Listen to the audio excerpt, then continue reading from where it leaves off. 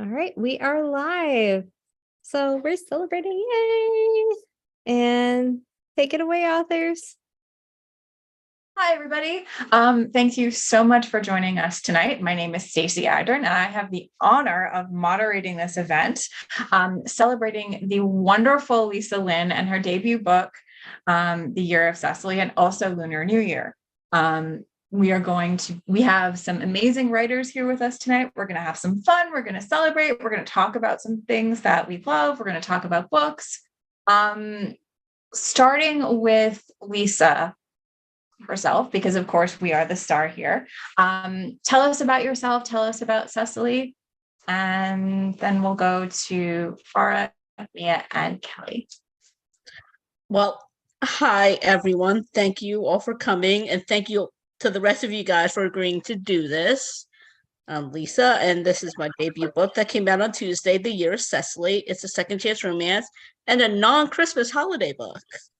So, about me, I'm boring. You really don't need to, there's nothing about me to know, except that I am a politics junkie. And I started reading romance when I was 13. So, because I was just walking by the bookstore and I was wondering who this Nora Roberts chick was who was taking up half the shelf space in the whole section. So that's how I got my start. So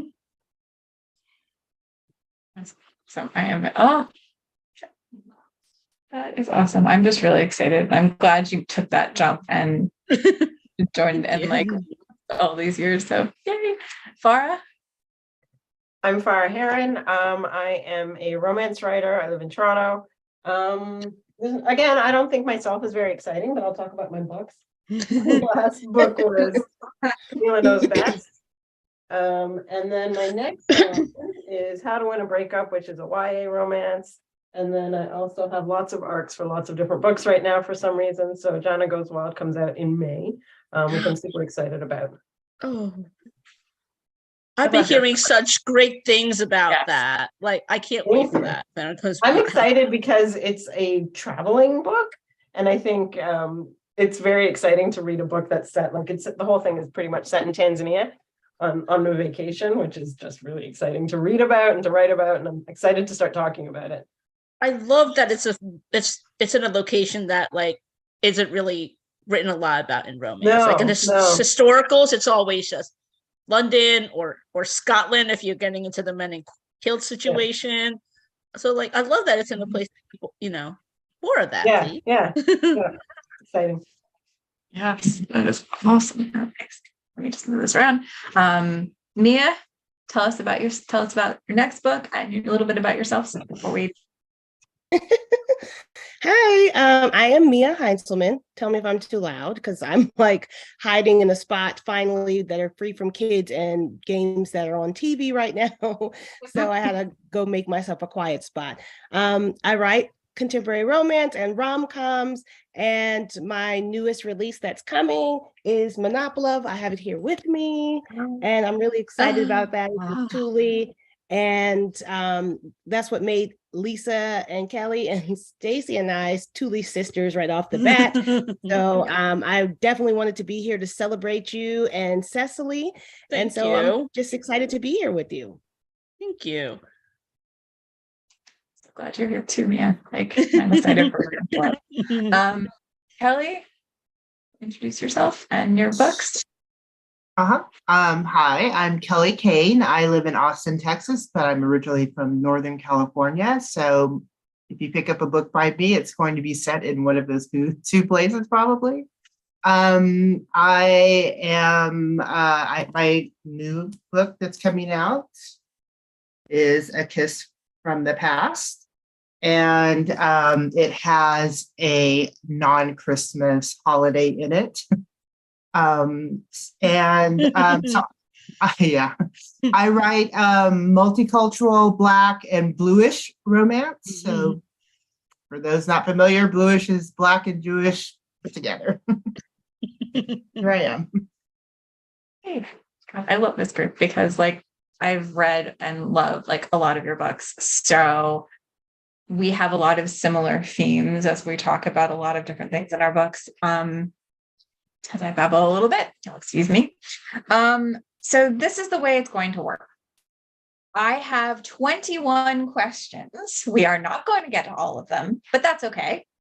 The questions are a framework based on my reading of Lisa's book. There are a whole bunch of brilliant themes that all of us have written about, all of us have thought about, all of us have talked about, and all of us really kind of maybe have some kind of really cool answers to, because we're celebrating Lisa tonight, and Cecily, and friendship and sisterhood, because we know we wouldn't be here otherwise tonight. So what we're going to do is we're going to start with Farah. And if you can pick a number from 1 to 21. Okay, how about we start with 18? Okay, 18. Yes. 18 is kind of a personal favorite number of mine. It is a Jewish lucky number. So Oh, perfect.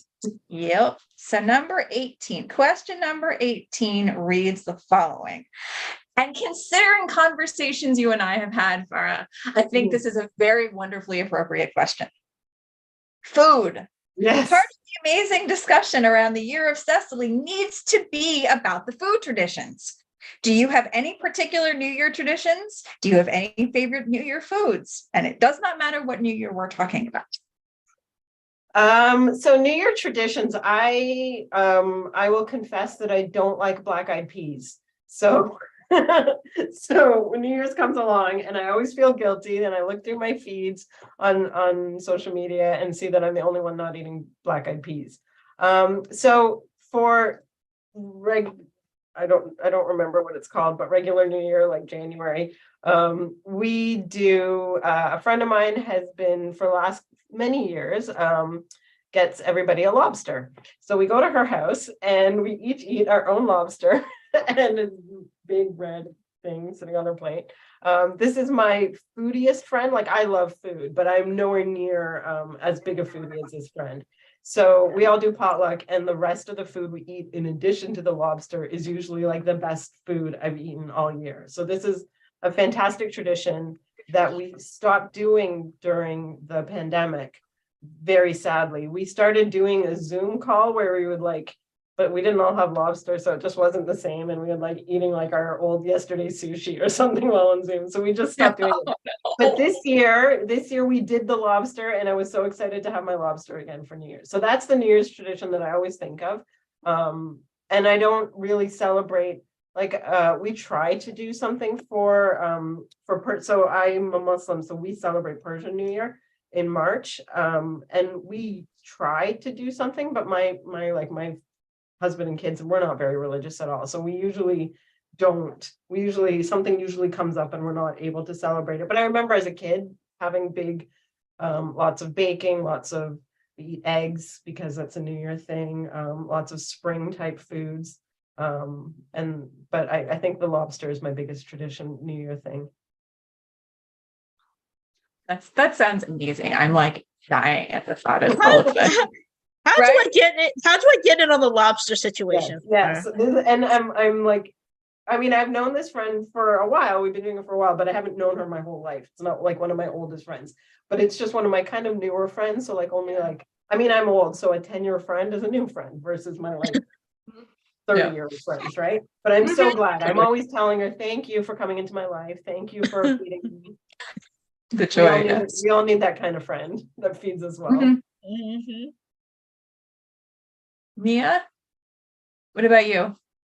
Okay, so we do the black-eyed peas, but nobody really enjoys it. So we each just have a tablespoon.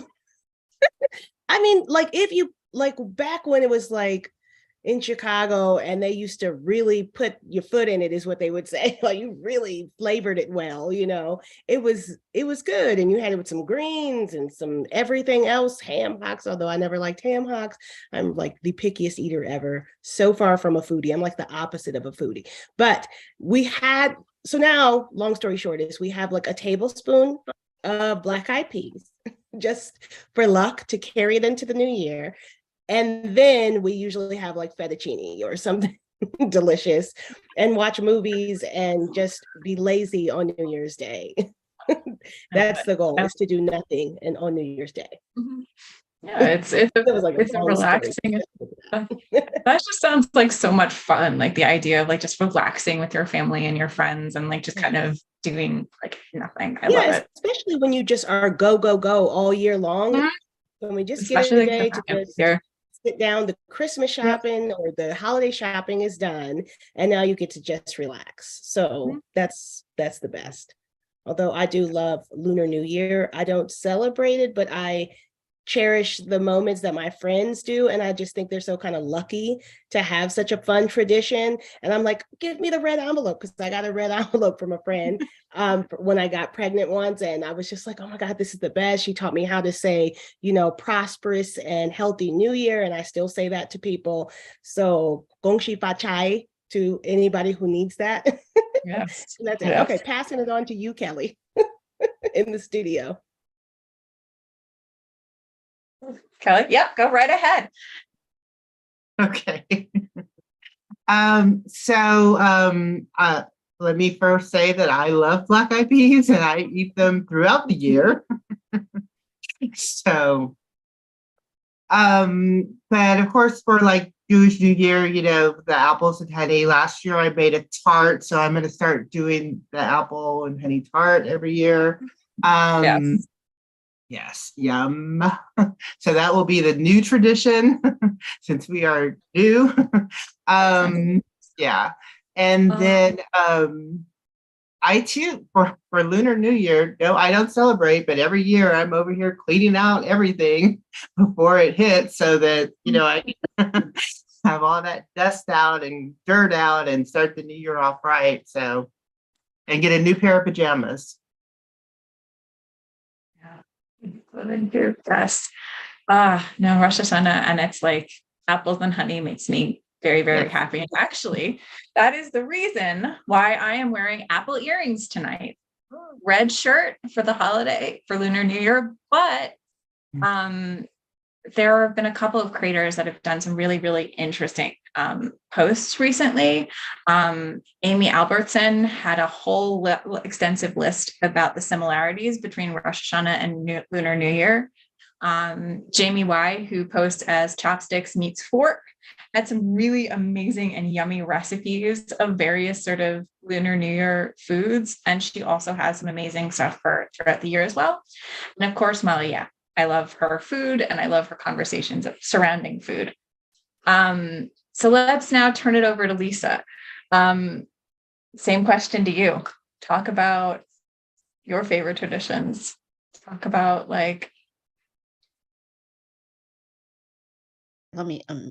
so growing up, like I grew up in a restaurant family, so Lunar New Year was always like the biggest holiday, like in my family. Like, never mind Thanksgiving, never mind Christmas. Like New Year's was where it was at.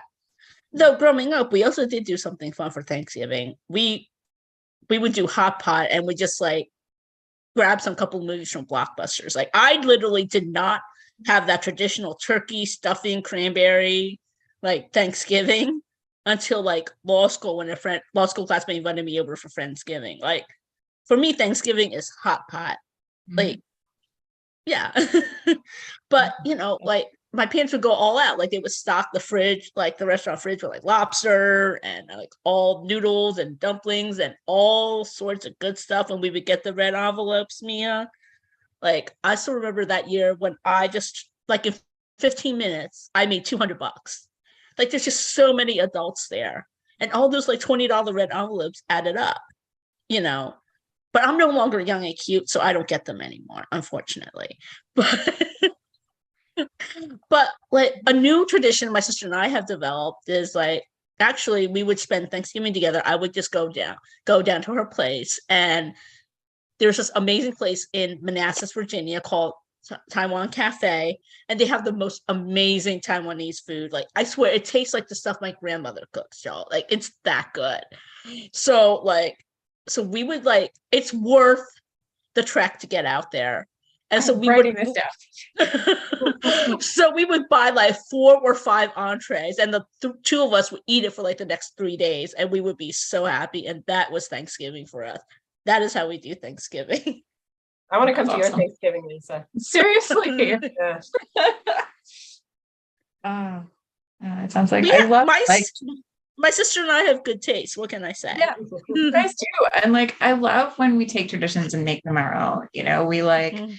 you know, finding the space for new traditions, whether it's trying something new, whether it's like going back to something you used to do, whatever it is, like making holidays and traditions your own is like the best part, I think, of celebrating, whether it's religious holiday, a cultural holiday, doesn't matter what it is, like as long as we're doing it in a way that we're just like, you know, creating our own spaces and our own traditions for it. Anyway, Mia, it is your turn. Pick a number from 1 to 21. Okay. So let's go with number 7. Okay. Question number 7 reads the following. Cecily reconnects with someone she went to school with after years apart, and also was able to realize they had very different perceptions of each other than was actually the case. Has this kind of reconnection happened with you or a character you've written? Okay, I'm glad we got to that last part that says, or a character you've written, because it hasn't happened to me personally. Like so many things are vicariously through my characters, because I feel like I make pretty good character judgments in real life. But my characters do not. So we'll go with in Monopoly, they have horrible first and second impressions. And not until the third one do they finally start to realize, hey, you know, you're maybe not as bad as I thought you were. It's, you know, in the beginning, she didn't want to be rescued. She does not like to accept money from strangers, etc. So he paid for her coffee, and she's like, I just want to pay you back. Like, can you just accept the repayment so I don't owe you? all has to do with her dad and everything. So there was that, and then there was another one in a paint store. But mainly, once she had a chance to be stuck in the same place with him, forced proximity, then she got to sort of see him as this, not only was he hot, but a kind guy. That's awesome. I love, like, that's one of the things about forced proximity that I love, generally speaking, is that like you have no choice. You are stuck with this person. There is only one thing, whatever it is, like, and you have to deal with it. Period. And most of the time, we're more the same than we are different. And that's the thing you tend to realize with people. Very much so. Kelly? Some of the characters for mine as well.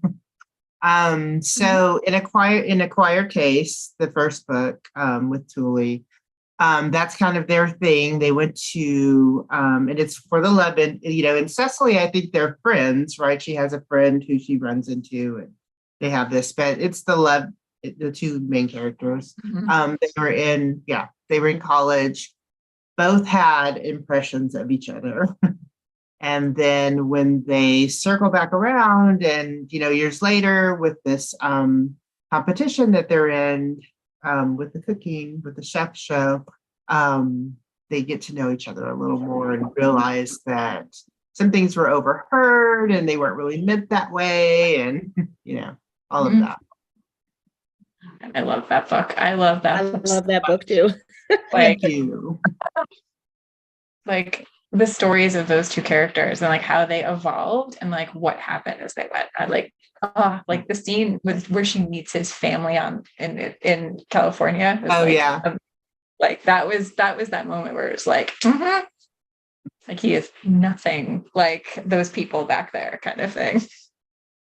Exactly that. He's not an asshat after all. Who knew? Exactly. I think that's important. Again, like you go back to the idea of forced proximity and what you're like forced to, like what you have to see, like those things. Right. Lisa?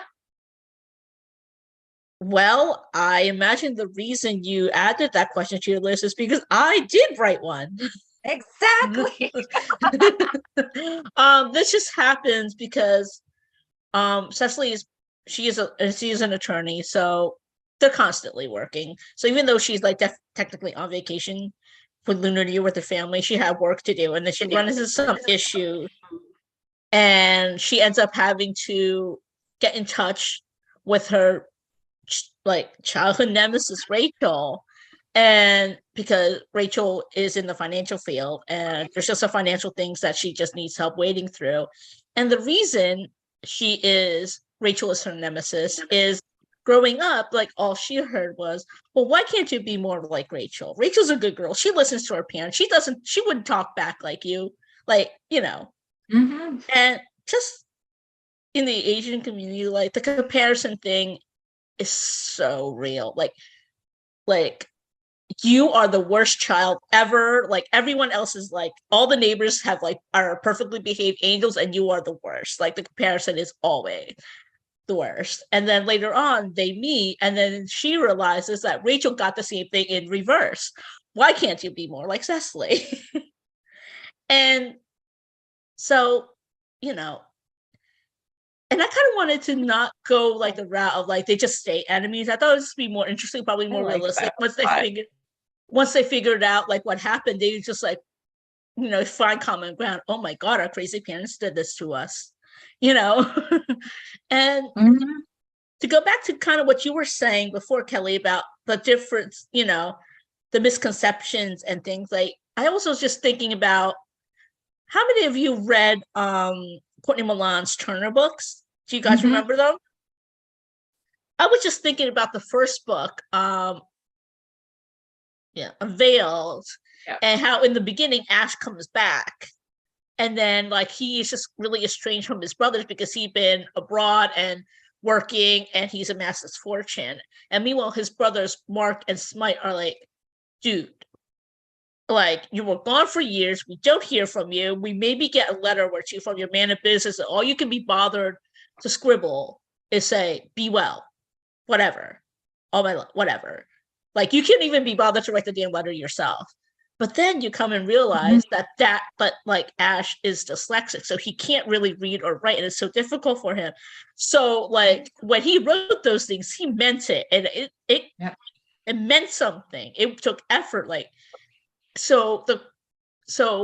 when Mark and Smite find that out, they're like, it changes the whole dynamic and the whole turn the preconceptions upside down. And I just thought it was just so interesting how even among like people who are closest to your family, like things can still affect the lens of how you see things, and it might not. And sometimes how things are intended might not always be how they're interpreted or received. No, exactly. That space between what is and how we perceive it. And like, I think one of the things that we do as writers is we step in that space a lot of time. And I think like, it's the lens through which a lot of us see different tropes. And like one of the reasons why so many tropes exist is because of that space, that third act moment, that the crisis point, however you want to refer to it, is always that like there's always that perception between what happens and what we know.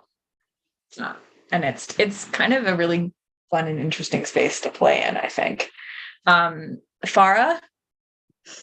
I have a great answer for this one. Kind of going off on what Lisa was saying about Asian families. I'm like, yes. So I kind of explored that very intentionally in Camila Knows Best, with Camila's childhood nemesis. Very similar kind of story. Childhood nemesis, she'd heard her whole life, why can't you be more like Jana? Jana and Camila are very different people personality wise, and both of them had been pitted against each other. Jana was told, why can't you be more social? Why can't you be more friendly like Camila? And Camila would hear, why can't you do better in school? Why can't you be more respectable like Jana? So it was really neat to write this book where they're realizing that their whole lives they've been pitted against each other. And like Lisa, I very intentionally made them be able to overcome it and realize that despite their incredible differences.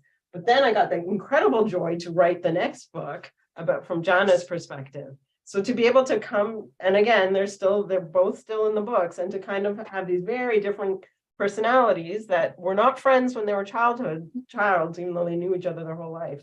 But we're able to come together and support each other and kind of overcome that parental influence that had kind of pushed them apart their whole lives.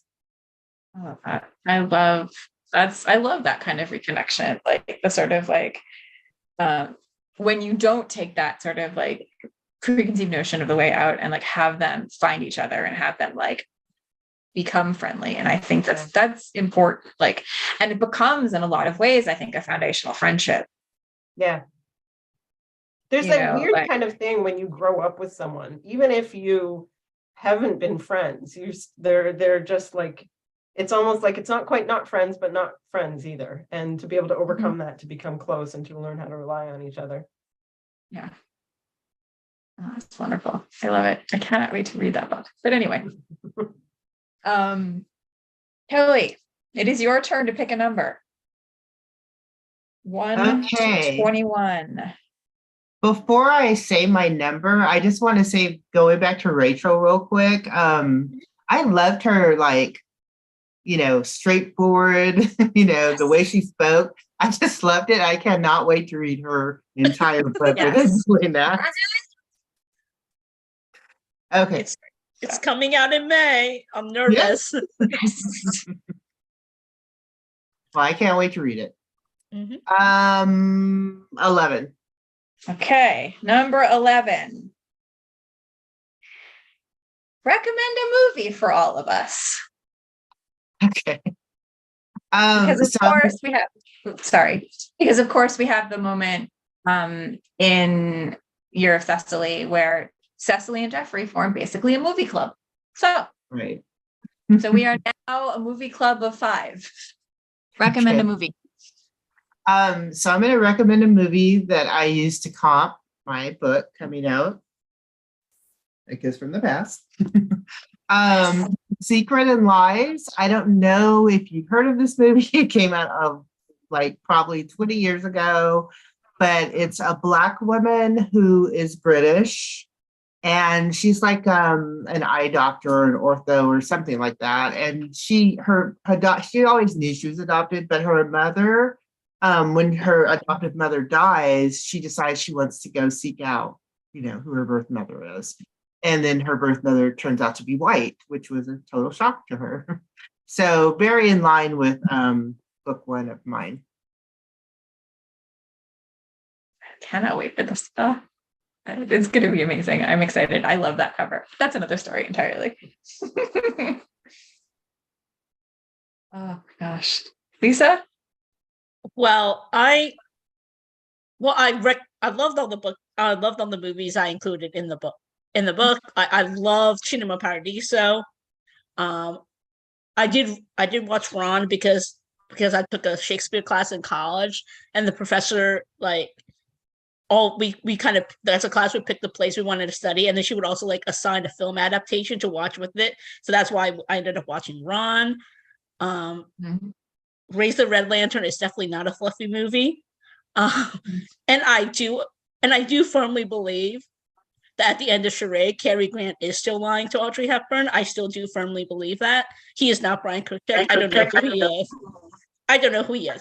But the movie I would recommend, because I am a politics junkie, I love that Aaron Sorkin movie, The American President, that came out in like the mid-90s with Michael Douglas and Annette Bening. He is a widowed, he's the president, he's a widowed, and then she is an environmental lobbyist.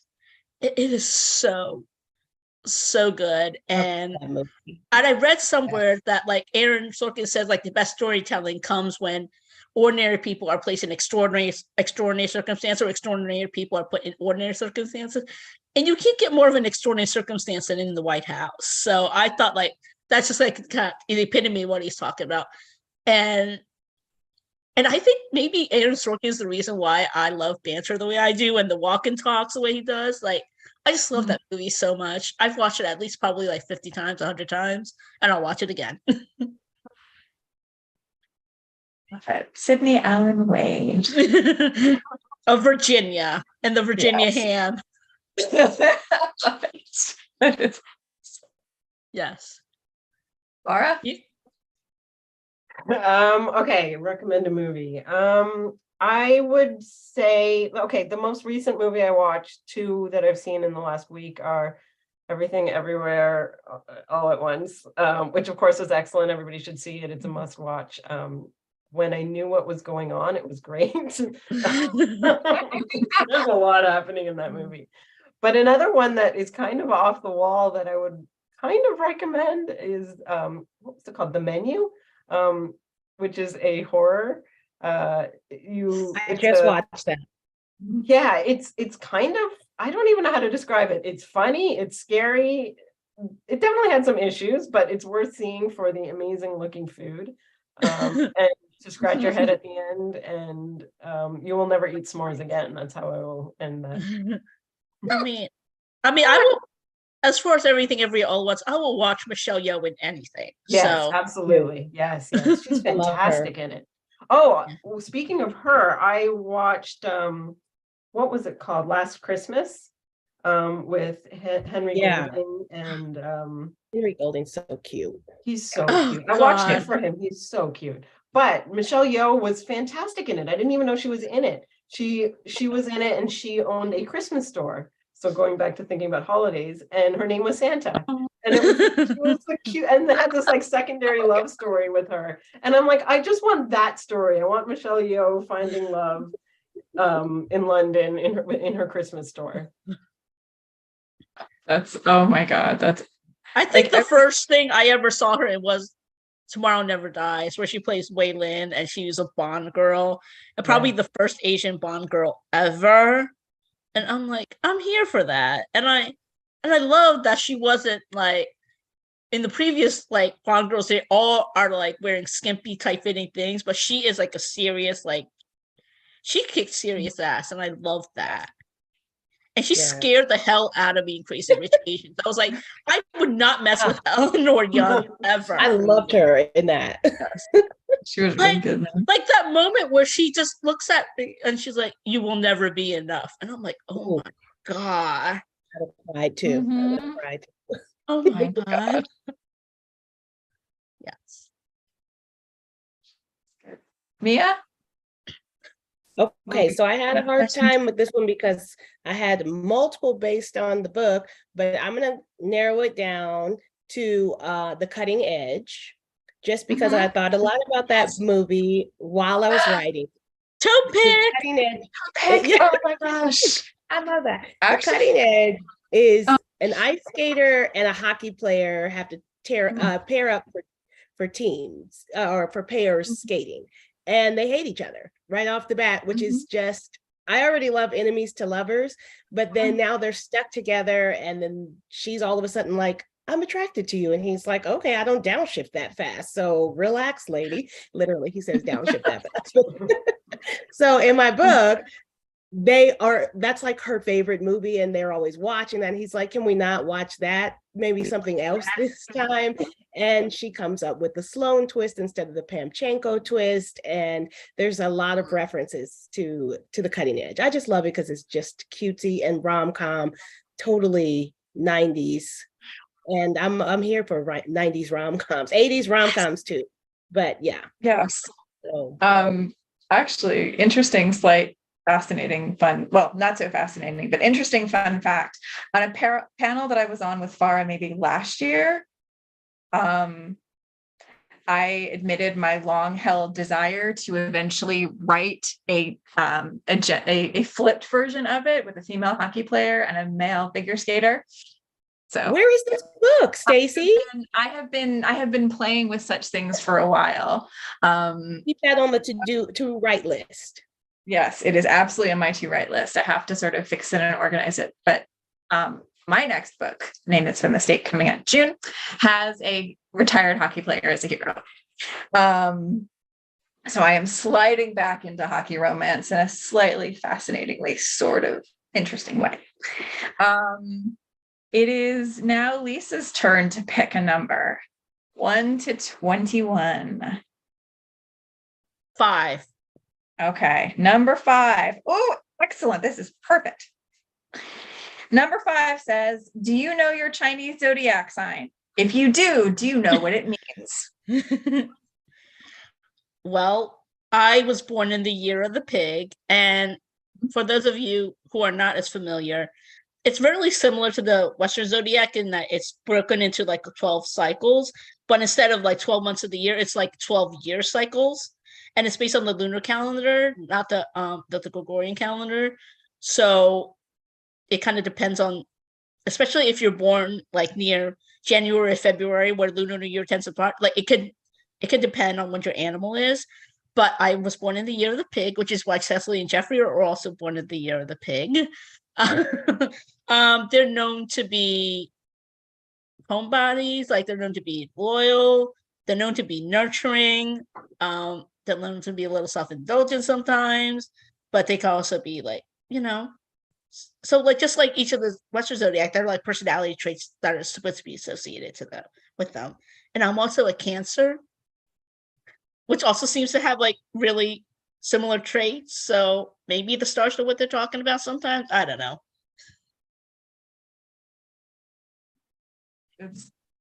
It's interesting to think about like how these work and stuff, and like what works with it and what doesn't. Yeah. And like And in the Chinese zodiac, there's also like the 5 elements, like Mhm. water, fire, earth, metal, and I was born in the year of the water pig, and then Cancer is also a water sign, so apparently water is my element. wow. Interesting. Yeah. Very cool. Farah, do you know your Chinese zodiac? I do. I know that I'm a dragon. I don't know a lot about what that means.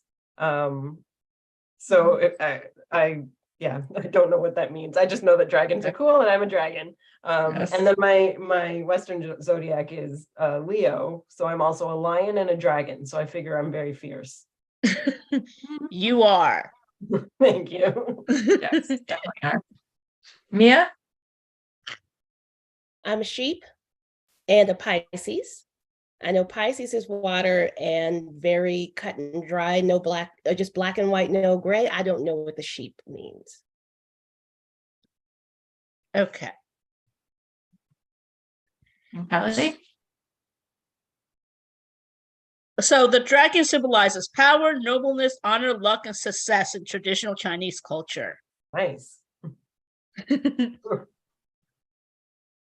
And then the sheep is, let's see. Let's pull it up real quick. Very interesting. Yes.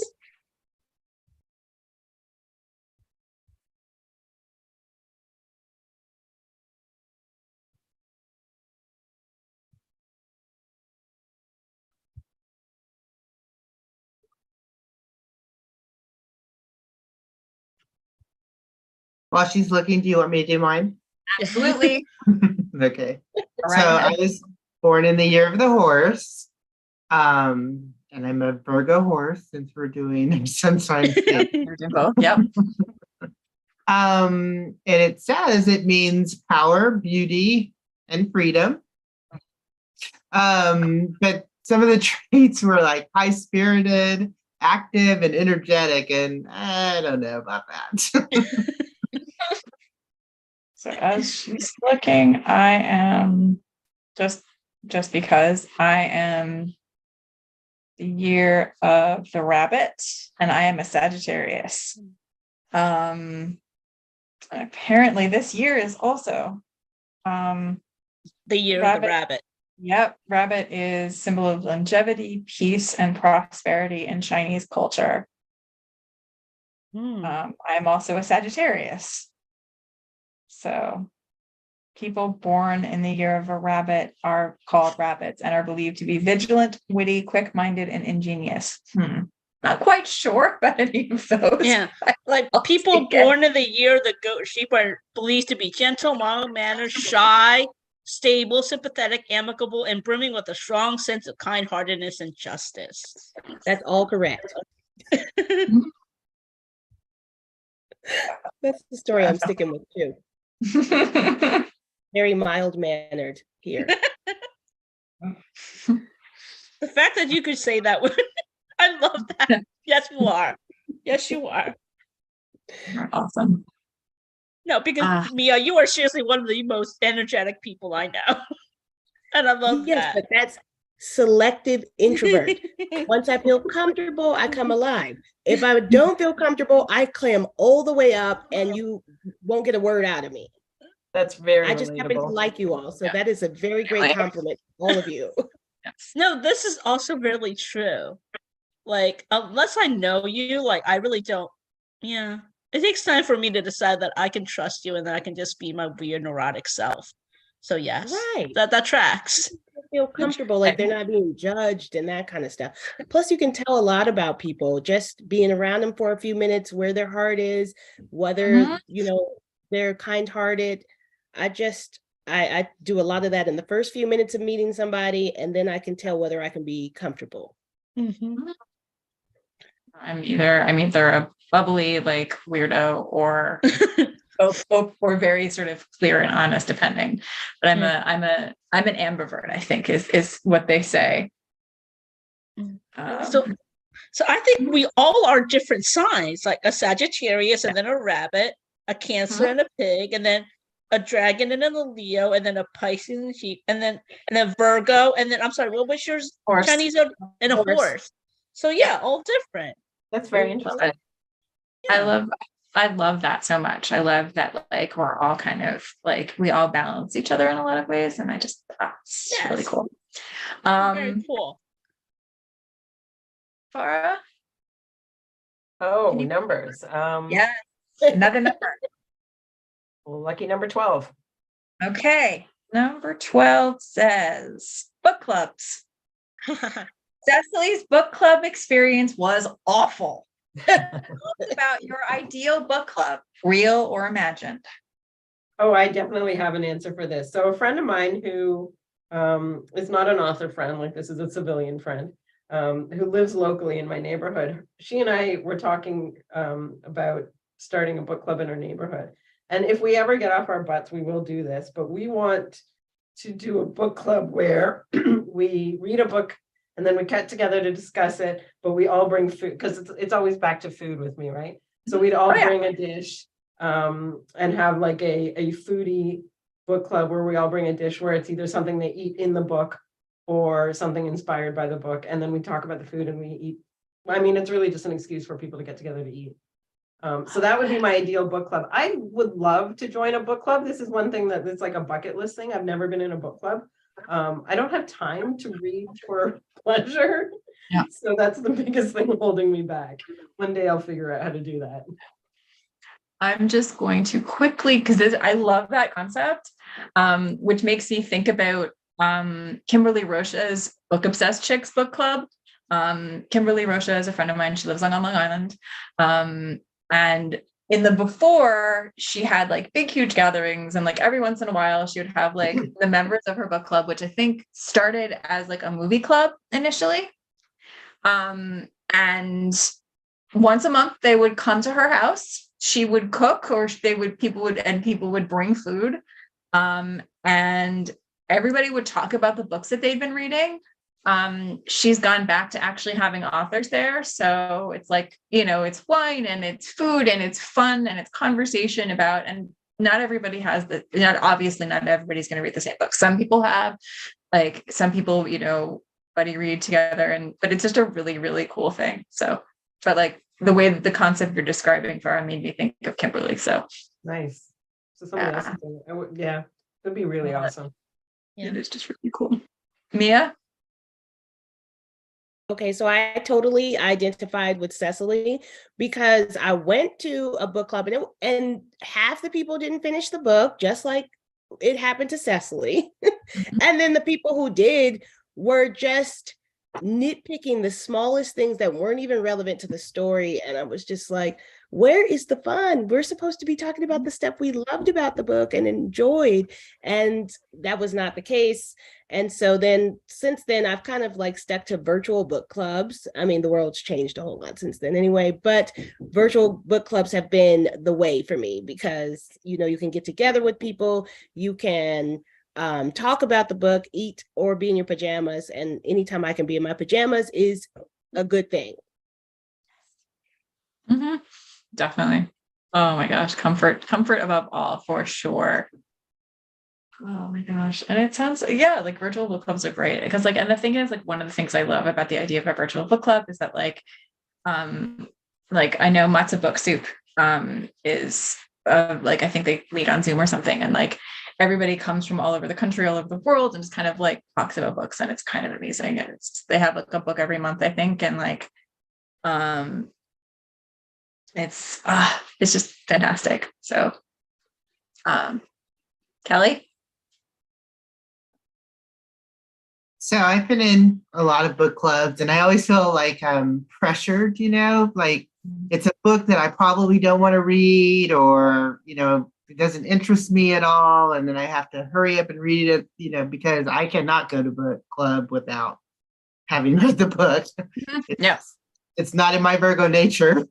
So I recently heard about a book club. And it's kind of similar to what Stacy was talking about, where everyone reads whatever they're reading. And then when they come to the book club, they all talk about the book that they've read and share it like that. And I was like, I would love that book club. That would be Me great. too. I want to join that book That's fun. club.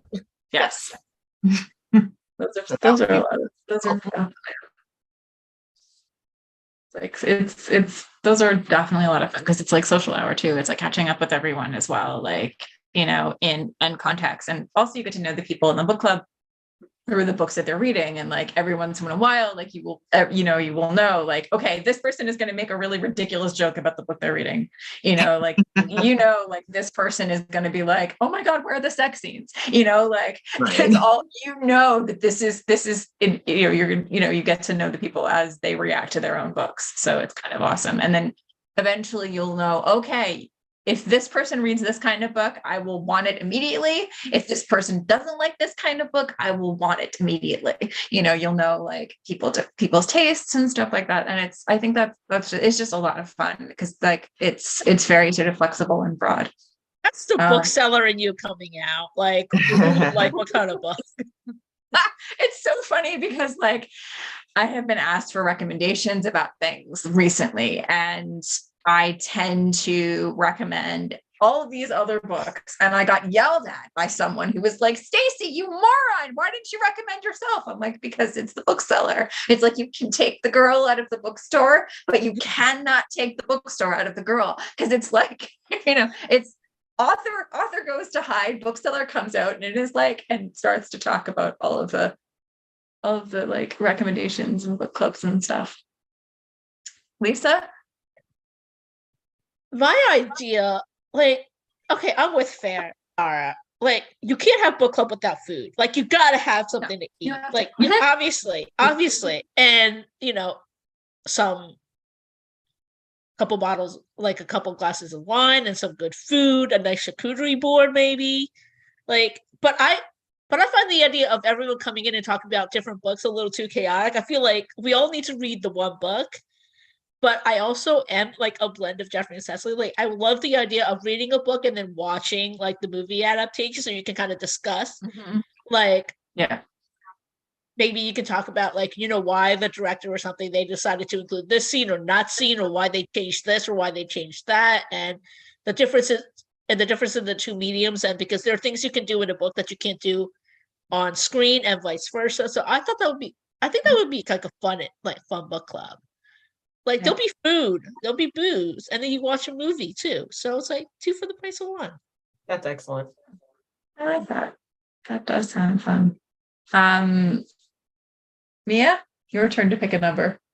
I think we are heading towards the end, so this might be the last one. So we will see how that goes. Okay, let me see. I'm gonna go with a double-digit number. Let's go with number 15. All right, number 15. Siblings. Both Cecily and Jeffrey have close relationships with their siblings. Have you written a close relationship between siblings? Or what is your favorite depiction of sibling relationships? I can't speak tonight, but there you go. Okay. I'm gonna stick with the characters. Yep. Okay, so in Monopoly, Harper is the main character and her sister Rox are best friends, and her best friend, Nadia, opened a game store. So they're really close. And I love that she says, because they have different mothers. And so she says, we there's no halves and there's no steps. There's just sisters. Yep. We weren't raised to be any other way. And so I love that because, depending on your upbringing, and also this is in my family, if you're sisters, you're sisters. We don't talk about, because we come in different shades, heights, sizes, everything. And I do have different fathers than my sister, but we weren't raised that way. We were just raised that that's your sister. You love each other. You fight for each other. You fight with each other. But when it comes down to it, nobody can hurt your sibling. Only you can do that. That's it. Yeah. I call that the Uncle Joe rule. That's our crazy Uncle Joe. But he's our crazy Uncle Joe. And only we're allowed to talk smack about Uncle Joe. And if anybody comes for Uncle Joe, we'll cut a bitch. Like, that's the rule. Exactly. That's exactly how it is with siblings. You know, you talk about it, we got a problem. I talk about it, it's all right. Because that's what we do. We just get on each other's nerves. And then we, love each other at the end of the day. Yeah. Exactly. What is it like? You have like close friends when like they talk about their family, and then you can talk about yours, and it's like, okay, because they're like, okay, where do we deal with, how do we deal with this? Where do we go, kind of thing. Kelly. So of course I have all of these new siblings, right? Mm-hmm. So, but I just came off of a week-long vacation with my sisters, and we had a blasty blast. And we don't argue or anything. I think me and the youngest sister kind of gang up on the middle sister though, because she doesn't, she's very laid back, and we're very bossy, both of us. So we're just bossing her around all day. But so I would say that I don't think when I'm writing that I'm thinking about siblings, but I think they all always have siblings, though, some kind of way, even though I didn't grow up really with siblings. But of course, the Everhart brothers of Texas, I mean. Yep. You gotta have, yep. There are definitely really. Yes to all of them. Yes. So that's I love those books are amazing. Okay, I'm gonna switch the order for the last two. Farah, you go next. Okay. Sibling. So I was working on I think my fourth book when I realized that every book I had written has a complicated sister dynamic in it. I wasn't doing it purposely. I have a sister. We have kind of a complicated sister dynamic. My sister and I are really close in age. We're less than a year apart, which makes things very interesting growing up. We weren't twins, but we were definitely younger sister and older sister, but we were so close in age that we did everything at the same time. So that was an interesting dynamic. And I found that as I'm writing, I would always put something interesting, an interesting sister relationship, always sisters too. I never write brothers because I don't have a lot of boys in my family, so I don't know how that works. It wasn't until I wrote Jana Goes Wild, she's an only child. And I found that also very interesting to explore what it would be like not to have that sibling dynamic in a family. I love writing about siblings and sisters and things like that. That just tracks for me because I'm convinced most of us, like 95% of us, got into this as a form of self-therapy. So we don't have to go to the therapist. So No, you were just so true. You were just working some stuff out. You were just working some stuff out.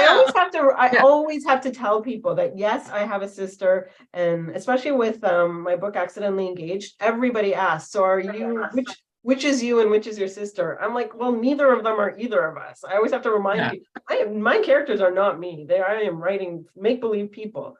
But I am probably picking out bits and pieces from my sister relationships a little bit in each of my books. It's like, I will jump in myself and briefly say, like, I don't write my brother. I don't write, my relationship with my brother at all. I think I've written way too many only children, and I've written really close kind of siblings. I have stolen from his life though. He has read some of my stuff and gone, why did you write this? And I was like, it worked. Like, there was an incident in a short story that I wrote ages ago involving a couch. that my hero did not want to give away, or, you know, a bed that my hero did not want to give away. And he tried to confide in his sister, because his girlfriend was trying to, like, you know, renovate his apartment, and that was based on reality.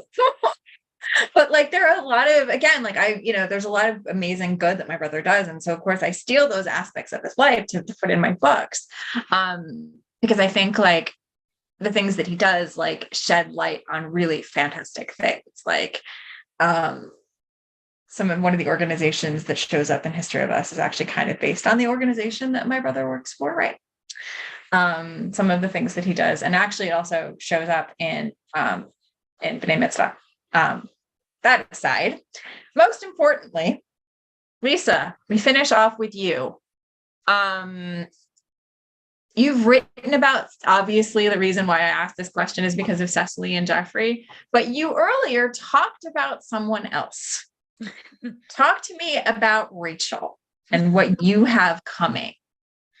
Well, the Rachel experiment comes out in May. I asked for a May date, possible May date, because May is also Asian American Pacific Islander Heritage Month, so I thought it'd be a perfect fit. Yep.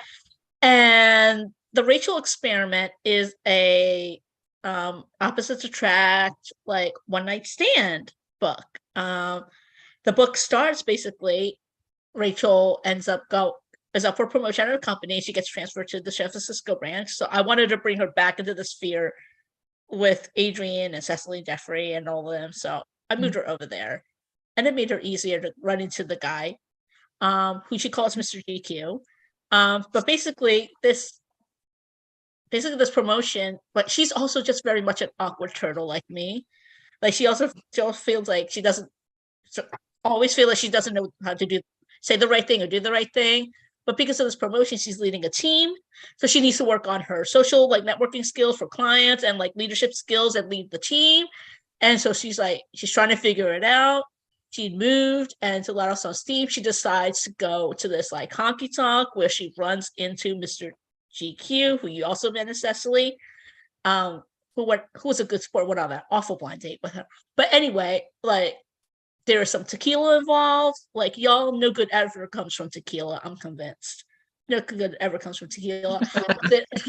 He talks her into, like, riding the mechanical bull. One thing leads to another. They have a one night stand, and they think, okay, that's it. We're never going to see each other again in life, right? But of course not. This is not how these books work. So, but Luke has also been thinking about opening his own law firm. So they make a deal. He's a people person for reasons passing understanding. So he's going to help her work on the social networking skills and leadership skills. And in return, she's going to use her financial analyst skills and help her run some numbers and projections and do some market research about what it would take to open his own practice. But they decide they're going to do this as a platonic and friends only. All clothes are staying on. Like, that's all clothes are staying on. Uh-huh. And of course, we know that never happens exactly as it goes. I am really excited for that. And I loved Cecily, and I know everybody else is, like, dying to, like, it's going dying to read it as well. Jana Goes Wild. Tell us a little bit more about that book, because you talked a little bit about it earlier. Yes. So Jana Goes Wild is a second chance romance, and it's set on a Tanzanian safari. It's two single parents. They have a child together. They had a disastrous 2-week relationship 5 years before this book is set. And they've been co-parenting for 5 years, but barely seeing each other, just switching back and forth with their child. So this was a kind of a complicated story for me to write, because I had to redeem a disastrous couple from Camila Knows Best. And writing about children is tricky, because you're always worrying about, where is the child? Where is the child right now? These two are having their moment. Where's the kid? And they're on vacation, but it was a ton of fun. I wrote Angsty for the first time, and I'm excited for it to be out. It's coming out in May as well. Yes. Now, Mia Monopolov, tell us, you talked a little bit about it earlier. You threaded a little bit about it through the evening. Show us that beautiful cover and tell us a little bit more about it. And when people can get it. rivals to lovers romance, and it's all about monopoly and third impressions, and there's home renovations. She's saving her game store. He's in town renovating his late grandfather's home, and he's got all kinds of troubles that go wrong during renovations. So he ends up spending his time at a game store playing Monopoly in a tournament, and they end up being rivals in the tournament. I'm so So excited. and there's so much fun in here. Lots of Monopoly references, and Monopolingo is what I call it. So I love lots of it. fun. I Thank you. love it. And Kelly, show us that beautiful cover for Kiss from the Past and tell us a little bit more about it. Yes, I had a little help here from Stacy with this cover love when it. I I gave my love it. art back sheet to the publisher. Thank you, Stacy. So A Kiss from the Past is basically a woman. She's a professor at Berkeley, and she's having a great time in her life. She's a professor like her father, a political science professor. Her mother's in this, she runs a sorority, and so she's in that. And her life kind of evolves around, her parents. They've influenced her very much in life. One day she gets an heirloom ring and a delivery that a note comes with it saying that, it's from her grandmother, Florence. She didn't have a grandmother, Florence, but that's how she finds out that she is indeed adopted. So her parents never told her. So she goes on, this is my origin story, basically. She goes on a quest to find her birth parents, and she'll need that hot geochemist to help her. I love it. I love it. Very, very briefly, because we're pretty much at the end of the night, starting with Lisa, tell everybody where they can find you and remind everyone the date for release of your next book. Well, I am La Foresta1 on Twitter, unless Elon has killed the site by the time we're finished. And we don't know, people. He's trying his best. And I'm La Foresta1 on Instagram. And The Racial Experiment comes out on May 16th. So a couple months from now. I'm Farah Heron on Twitter, Farah Heron author on Instagram. And I think that's it. I'm officially gonna not tell anyone my TikTok because that's just a waste of time. Mia? Okay, I am Mia Heinzelman on Twitter, Mia Heinzelman author on everything else. So Instagram, Facebook, and Twitter. TikTok, my TikTok is totally sketch. I'm still trying to be good at that, but it's slow going. And my book comes out on April 6th. Kelly? I am Kelly Kane, author everywhere. And I am pretty much everywhere. And A Kiss from the Past comes out April 20th, and it's up for pre-order now. Yes. And I have been Stacey Agdern. You can find me on Twitter as NYStacey, on Instagram and TikTok as S Agdern, and Stacey A Agdern on Facebook. And my next book, The B'nai Mitzvah Mistake, comes out June 1st from Thule. This has been a wonderful night. Mazel tov, Lisa. Thank you all for coming and doing this with me tonight. I really appreciate it. Thank you. Thank you. And I'm going to botch this. I'm going to totally botch this, which is why I waited till the end. Shinyan Kwago. I hopefully did not completely botch it. But Shana Tova as well. Happy New Year and happy release day to the Year of Thessaly. Thank you. And this has been so much fun. I have had a grand time moderating and hanging out with all of you guys because y'all are awesome. Get all of their books from Love Sweet Arrow or anywhere books are sold. Thank you so much to Love Sweet Arrow for providing the space, and for Lisa for being awesome. Have a good night, everyone. Good night.